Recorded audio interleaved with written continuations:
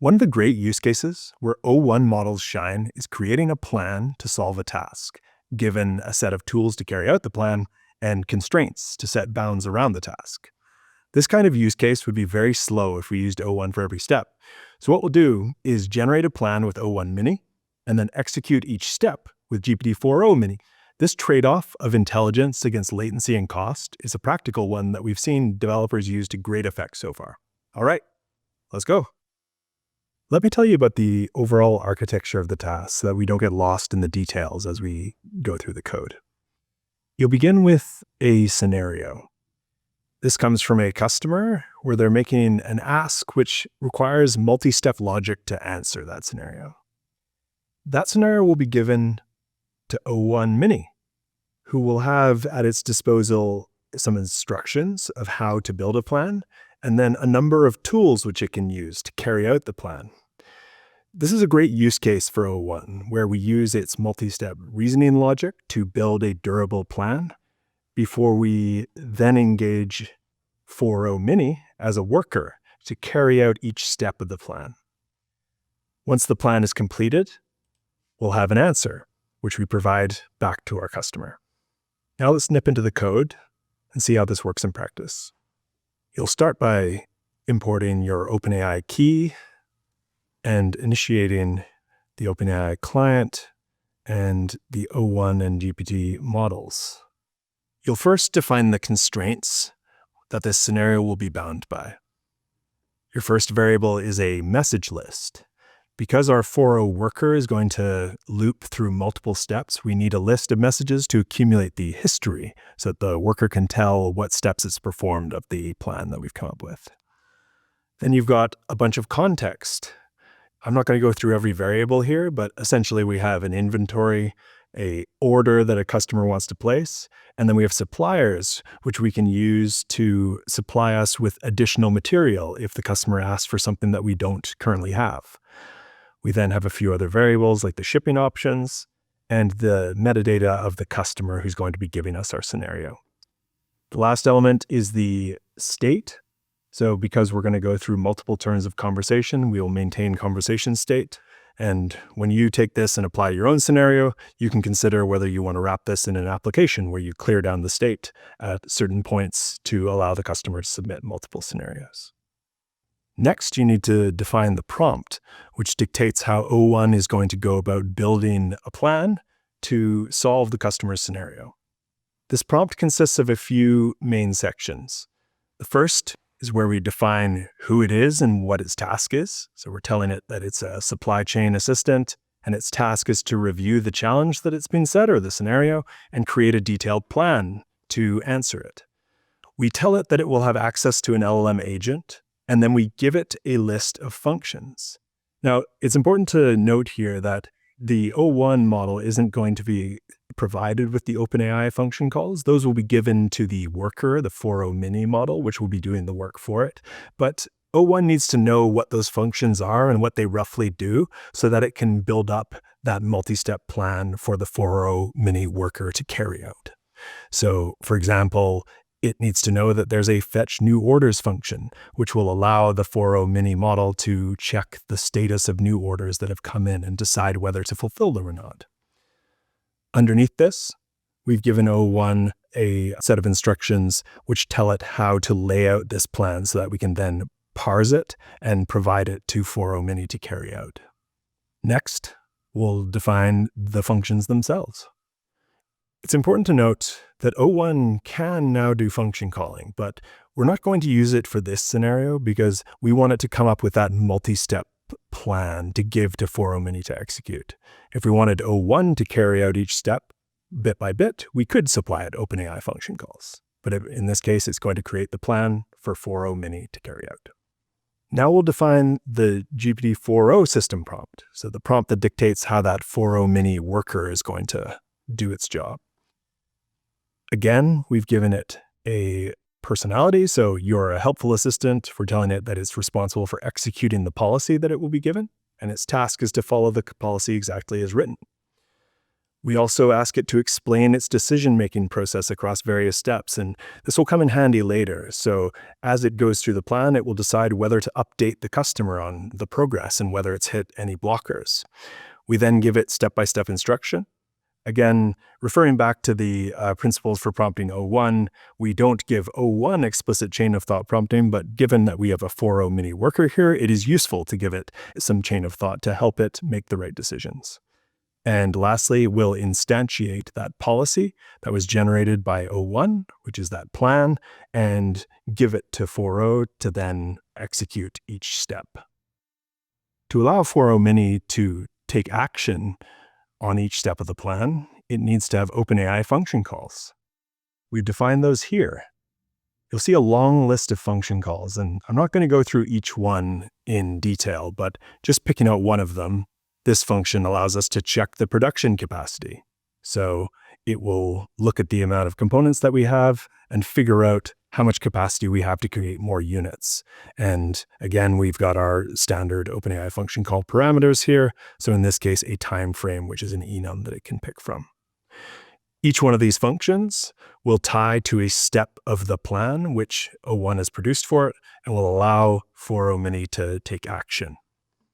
Those OpenAI function calls map to Python functions, which actually execute the results of each function call. Again, looking at the same one that we looked at a second ago with the OpenAI function calls, here's the Python function, which is implemented based on the results of that function call. So we pass in that time frame, and then we get back a JSON, which the 4.0 mini model will assess and use to decide whether it moves on to the next step of the plan. Now that we've defined the input variables, the 4.0 and O1 system prompts, and the function calls with their Python definitions, we can move on to creating a function which will knit all of this together to orchestrate the process. The first step is to take in a scenario provided by the customer and call O1, who will produce a plan. We then take that plan and initiate a 4.0 mini worker. That 4.0 mini worker will loop until it's carried out the whole plan and then return the messages. And that is what we will provide back to the user to tell them how we managed to perform against the scenario that they gave. If you'd like to look into the underlying details behind that orchestration wrapper, the first function is the append message function, which takes in a message and decides which variables to include with it to give 4.0 mini context to continue carrying out the plan. The next function provides the scenario provided by your customer to O1 and generates the response. This plan is what we're going to provide to 4.0 mini to then carry out that scenario. The last orchestrating function calls GPT-4o with the plan generated by O1 and uses that to carry out the plan.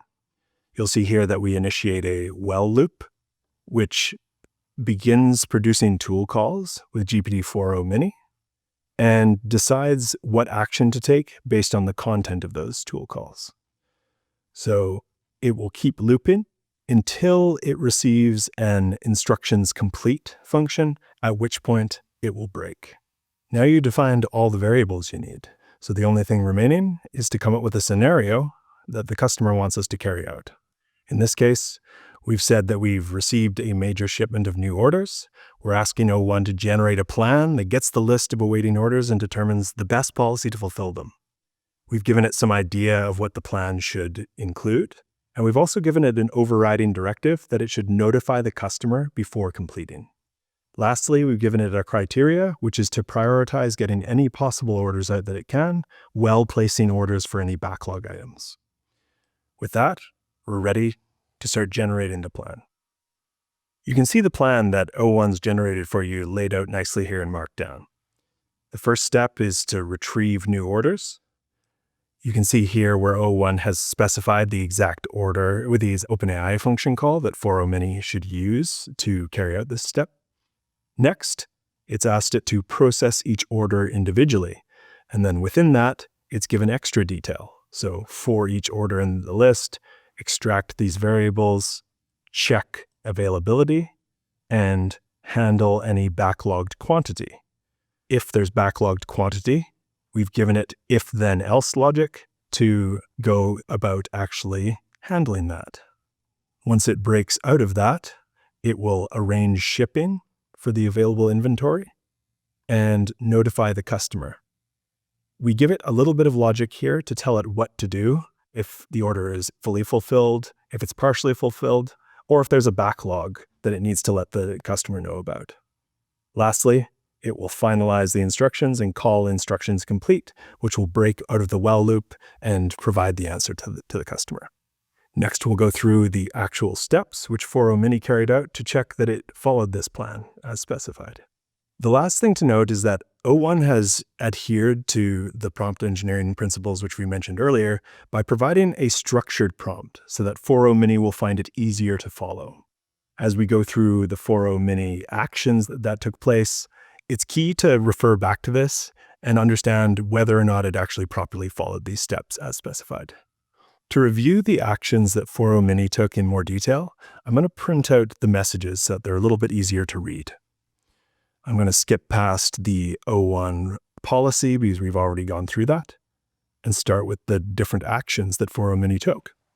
So first we can see that it called the fetch new orders function, and that got us one new order, which is a quantity of 200 of product ID X200, which we can see here.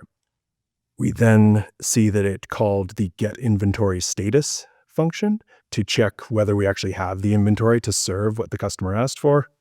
And we can see that we do have that particular product, but we only have 50.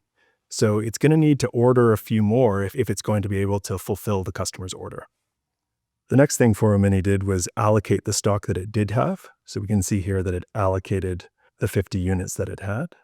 To fulfill the 150 units that it doesn't have, the first step is to get the product details and figure out what components are needed.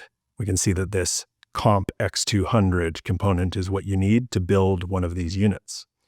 It then checks the available suppliers, finds that we have 2, and then calls the first one to figure out what the available quantity is.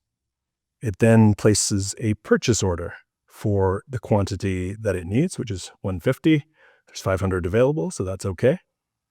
The next step is to check whether we have production capacity to actually produce those once we have the raw materials. You can see that it checks for the immediate production capacity, and we only have capacity for 100. So it schedules a production run for 100 immediately.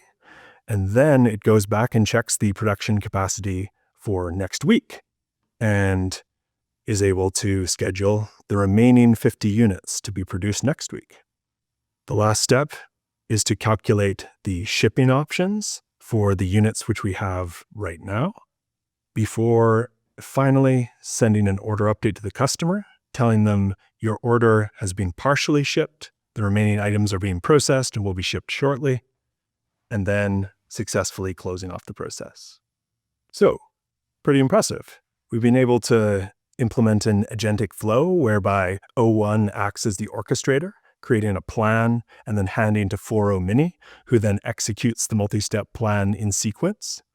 Now is a great opportunity for you to take a step back and think about where you might have opportunities to use this kind of planning paradigm, using the intelligence of 0.1 and combining that with the low latency and cost of 4.0 to carry out these complex multi-step agentic processes.